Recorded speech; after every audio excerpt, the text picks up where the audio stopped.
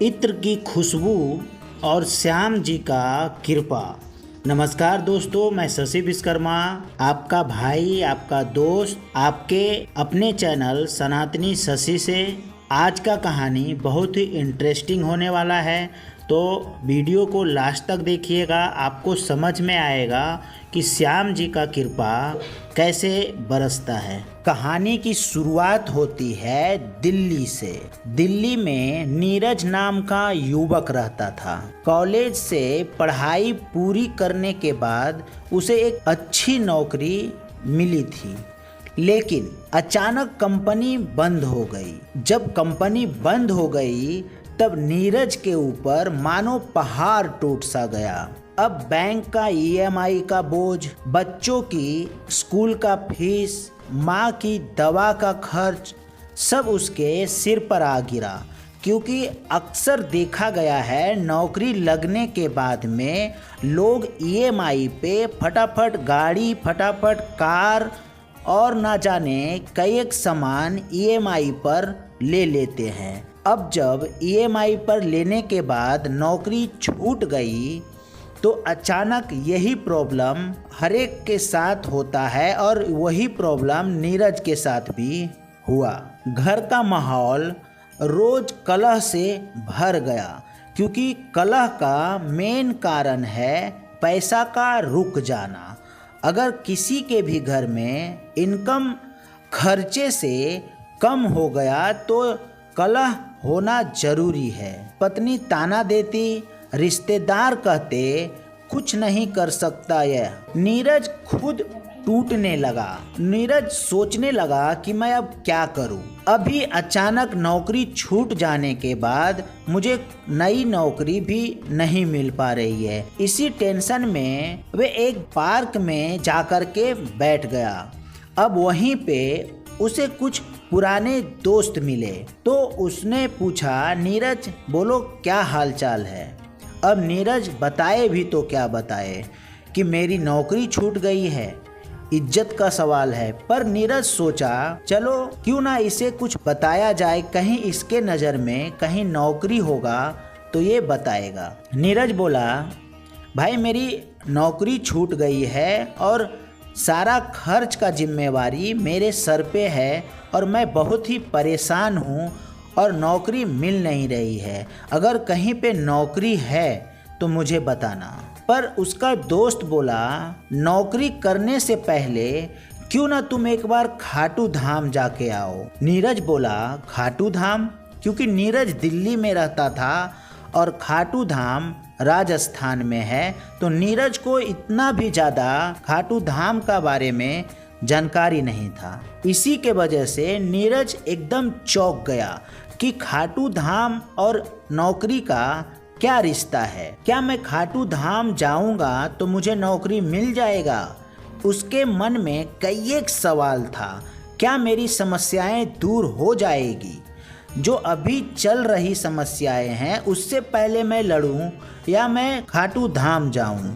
क्योंकि जब इंसान के पास काम नहीं होता है तो पैसे भी बहुत ही लिमिट में रहता है, और उस लिमिट पैसे में खाटू धाम जाए तो कैसे जाए। पर नीरज ने मन बना लिया, क्योंकि बहुत सारे दोस्त उनको प्रेशराइज किए कि एक बार तुम खाटू धाम जाके आओ, तुम्हारी सारी समस्याएं दूर हो जाएगी। क्योंकि खाटू श्याम जाने वाले व्यक्ति कभी निराश होकर नहीं आता है। हारे का सहारा बाबा श्याम हमारा। तब नीरज ने सोचा, चलो मैं भी खाटू धाम पहुंचता हूं। नीरज थका हारा खाटू धाम पहुंचा। वहां भीड़ में धक्के खाते खाते उसके आंसू निकल पड़े और आंखों से नीचे जमीन पर गिरने लगा। और नीरज मन ही मन बोला, श्याम जी अब तो आप ही सहारा हो। अगर मुझे रास्ता ना मिला तो मैं हार जाऊंगा।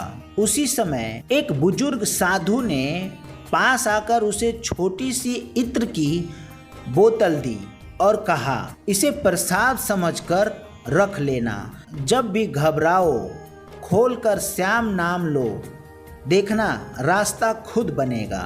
अब जब यहाँ तक कहानी आप सुन ही चुके हैं तो चैनल को सब्सक्राइब भी कर दीजिए और वीडियो को लाइक भी कर दीजिए। अब यहीं से नीरज का परीक्षा का घड़ी चालू होता है, क्योंकि बाबा उसी को देते हैं जब तक वह इंसान परीक्षा में पास नहीं हो जाता है। क्योंकि हम ये भूल जाते हैं कि हमारे टीचर जब तक हमारी परीक्षा नहीं लेती तब तक वे आगे का क्लास भी पास नहीं करती है, और हमारे खाटू वाले श्याम जो इतनी बड़ी जीवन का नैया को उद्धार करने वाले हैं, वे ऐसे ही कैसे कर देंगे। कुछ दिन बाद उसे एक बड़ी कंपनी से इंटरव्यू कॉल आया, लेकिन जैसे ही वह इंटरव्यू रूम के बाहर पहुंचा उसकी धड़कनें तेज हो गई, हाथ कांप रहे थे, माथे पर पसीना था, क्योंकि बहुत दिन हो चुका था नौकरी छूटा हुआ। और जब इंसान का नौकरी छूटने के बाद थोड़ा घबराहट होता ही है। उसने जेब से वही बाबा का दिया हुआ इत्र का बोतल निकाली, खोली और धीरे से सूंघा। खुशबू जैसे सीधा दिल तक उतर गई हो। अचानक मन शांत हुआ, आंखों में आत्मविश्वास लौट आया। यही तो बाबा का चमत्कार है। अब पहला चमत्कार नीरज के साथ यूं हुआ, वह अंदर गया और पूरे आत्मविश्वास से बोला। इंटरव्यू लेने वाले हैरान थे, इतना क्लियर, इतना पॉजिटिव कैंडिडेट कभी नहीं देखा। उसे तुरंत जॉब मिल गई। और जब पहली चमत्कार जॉब मिलने का हुआ तो लगातार उसके साथ दूसरा चमत्कार भी हुआ। नई नौकरी शुरू ही हुई थी कि माँ की तबीयत अचानक बिगड़ गई। डॉक्टर ने कहा शायद ज़्यादा उम्मीद मत रखिए, क्योंकि तबीयत बहुत ज़्यादा खराब है, कुछ भी हो सकता है। पर नीरज ने उम्मीद नहीं खोई, क्योंकि नीरज जानता था कि श्याम बाबा हमारे साथ हैं। जब श्याम बाबा हमारे साथ हैं तो कुछ भी अहित हो ही नहीं सकता। नीरज ने कांपते हाथों से इत्र की बोतल माँ के तकिए के पास रख दी और श्याम नाम का जाप करता रहा। सुबह सब चौंक गए। माँ उठकर बैठ गई और बोली, मुझे लग रहा है जैसे कोई दिव्य खुशबू मुझे जीने की ताकत दे गई। तीसरा चमत्कार, कर्जदार दरवाजा पीट रहे थे, क्योंकि जब नीरज का नौकरी गया था तो मजबूरन नीरज को कुछ कर्ज लेना पड़ गया था, और वही कर्जदार नीरज का दरवाजा तक आ पहुंचा था। नीरज ने फिर वही किया, बोतल खोली, गहरी सांस ली और बाबा का नाम लिया। अगले ही दिन कंपनी में बोनस घोषित हुआ और नीरज का इतना पैसा आया कि सारा कर्ज चुक गया था, क्योंकि नीरज का ज़्यादा कर्ज भी नहीं था। नीरज ने सोचा कि जब जब मैं ये इत्र का बोतल खोलता हूँ और इसे सूंघता हूँ तो मेरे साथ कुछ ना कुछ चमत्कार होता है। अब रहस्य का खुलासा कैसे हो? कुछ महीनों बाद नीरज फिर खाटू धाम गया। वहाँ वही साधु फिर दिखे। नीरज बोला, बाबा ये बोतल चमत्कारी है क्या? इसने मेरी दुनिया बदल दी। साधु मुस्कुराए और बोले, बेटा चमत्कार बोतल में नहीं था, असली चमत्कार तेरे विश्वास और श्याम नाम में था।